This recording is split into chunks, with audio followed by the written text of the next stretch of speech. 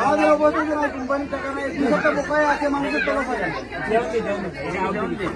বললাম না স্যার, 2 সপ্তাহ বকায়া রয়েছে। আমাদের তো মাতৃ সদাদের 4 মাসে, স্টাফদের আর 7-8 মাসে বেতন নেই।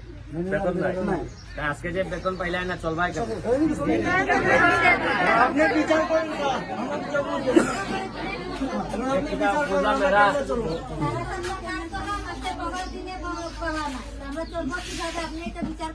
আসলে তো যে কিতাব করছি আপনি এই কিতাব বেতন কবে দিবা এরা?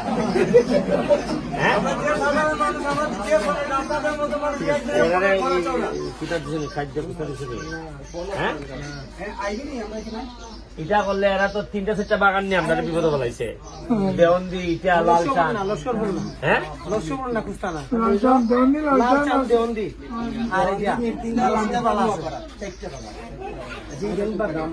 তাহলে এরা কেমনে এইভাবে ওই যে কেমনে চলো?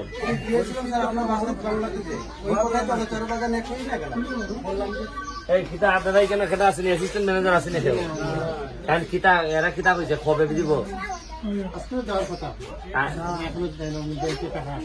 ব্যাংকে টাকা আসে না, থাকলে নেই তো না নাই।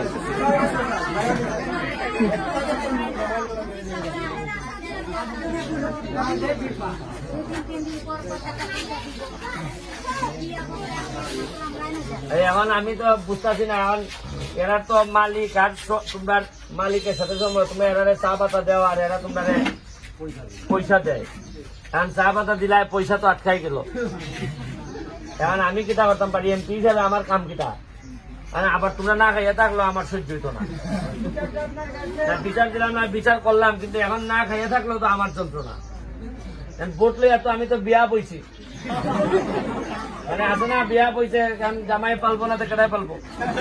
হ্যাঁ, আর এরা তো বাগানের মালিকরা আরাম পাইছে, মনে করছে যে আরে আছেই তো এরা এমপি আছে না, চালাই বলে কিন্তু এইভাবে চলবো?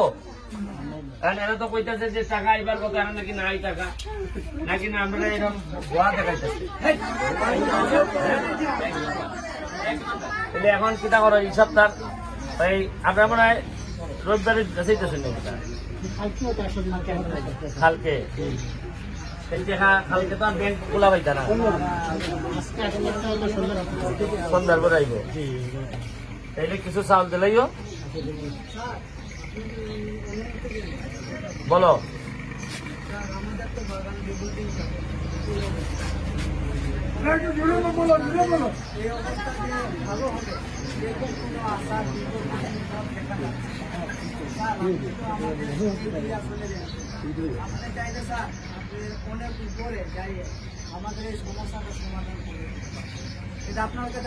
তুমি আমি তোমার একটা কথা বলে, তুমি আমি এমপি হওয়ার পরেই সংসদে গিয়ে শেখ হাসিনার সামনে এই কথা কইছি, দেখছো কিনা? তোমরা অনেকেই দেখছো, মানে দেখাইও।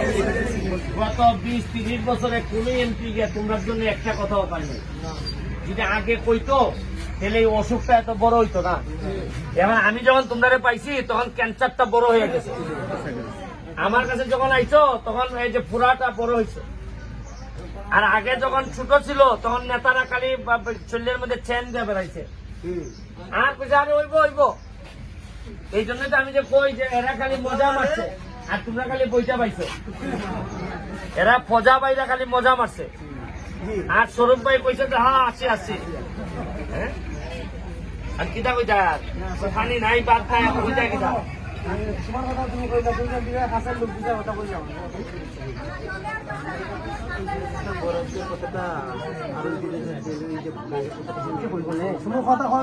এখন এলো তোমরা লাগে এখানে যে কিতা ভাঙ্গা দিতেছি, দেখছো নি? রাস্তা ব্রিজ নাই, রাস্তা ভাঙ্গা, এরপরে মাঠটা ঘুরে দিতাম। মাঠটার একটা সুন্দর যদি শোনা, এখন যদি পর্যটন না বাড়াইতাম পারি, চা দিয়ে আর বাঁচতায় না। বাইরে থেকে মানুষ আইসে যদি এখানে খরচ না করে টাকা পাইবে একটু। ইন্ডাস্ট্রি গুলা যদি হইতাছে, এইগুলোর মধ্যে তোমাদের ছেলে মেয়েরা চাকরি না করলে তোমাদের বাঁচা মুশকিল। আর আমি এমন সময়ে তোমরা পাইছি, তোমরা নেতা হিসাবে, যখন মনে করো যে এই পার্টি একবারে দুর্বল হয়ে গেছে। কারণ আমি বেশি কথা যদি এখন দেওয়ানদের মালিক রে কই তেলে কইব যে বেটা এমপি হয়েছে না 2 মাস হয়েছে আমরা রূপে চালাইতেছে এরকম। আমি যদি কই কেরে তুমি টাকা দিতে হয় না, তা আমার কথা হলো যে তুমি যদি চালাইতে না পারো তো এই দোকান চাল রাখছো কেরে, তুমি অন্যজন দাও। হ্যাঁ তুমি রাখবাই আবার টাকাও দিতে হয় না, এই কথা এইগুলা কই দিকেই তো আমার শত্রু বেশি। তুমি যদি না পারো, স্টাফের বেতন দিতে না পারো, এইগুলা না পারো, তো তুমি আসো কেন লেখা? পরে যে তোমার মানছে যে এইরকম অভিশাপ, এই দীর্ঘ নিঃশ্বাসের উপরে চলবাই কেমনি? হ্যাঁ এখন কষ্ট হইতেছে না? তাহলে আমি ভাবছিলাম যে তোমরা আমারে খাওয়াই ভাই এমপি হইলে, এখন তো দেখতেছি তোমরাই খাওয়াই, আমার জান বাঁচতো না। হ্যাঁ হ্যাঁ আমার মানছে কইছে কয় এমপি হইলে পরে আর কোনো চিন্তা নাই, খালি খাওয়াইবা আর খাইবা, কচি মুরগি খাইবা। আর আমি কচি মুরগি তো খাইতাম দূরের কথা, বুড়া মুরগি পাইতাম না। এখন কি চাল দেও? আসল কথা হলো আমরা তো খুব দুর্দশায় অবস্থায় আছি স্যার। বিগত 2018 সাল থেকে 22 সাল থেকে এই অবস্থা চলেছে। আপনি যে একটা করোনার সময় আমাদেরকে দান অনুদান দিয়ে গেছিলেন, চাল টাল অনেক কিছু সাহায্য করেন, সবাই তো একটা অনুতপ্ত, সবাই খুশি আছেন। গাছও দিয়ে গেছিলেন, এগুলা নিয়ে আপনাকে তো যা করার করেই দিয়েছেন, আপনাকে তো করে পাঠিয়ে দিয়েছেন। এখন আমাদের বাগানটা এমনই একটা অবহেলিতভাবে পড়ে আছি, যার কারণে আমরা আসলে এরকম সুযোগও পাই না। আপনার মতো একজন এমপি সাহেবের সাথে আমরা যে এরকম ফ্রেন্ডলি হিসাবে যে আমরা আজকে কথা বলতে পারছি, সেটা সবচেয়ে বড় ভাগ্যের ব্যাপার।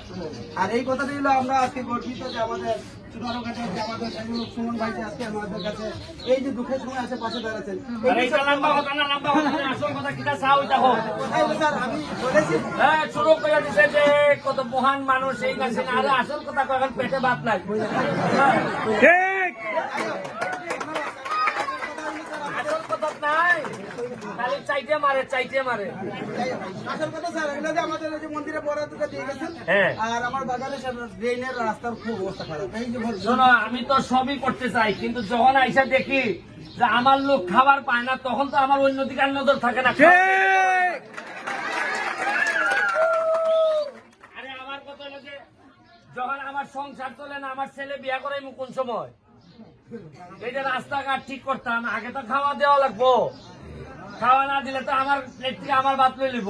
আর আরেকটা কথা স্যার, এখন বর্তমানে উপজেলা নির্বাচন, এটা না নির্বাচন না, নির্বাচন এই সম্বন্ধে স্যার একটা কথা বলতেছি, যদি আপনি মনে করেন আপনার পছন্দ না না আমার কোনো বলে পছন্দ, দেন, তাহলে আমরা অত্যন্ত খুশি হই। আমার কোনো পছন্দের কোনো প্রার্থী নাই, তবে একটাই ভালো লোক হইতো, জি 2 নম্বর সুরসামার হইতো না। ঠিক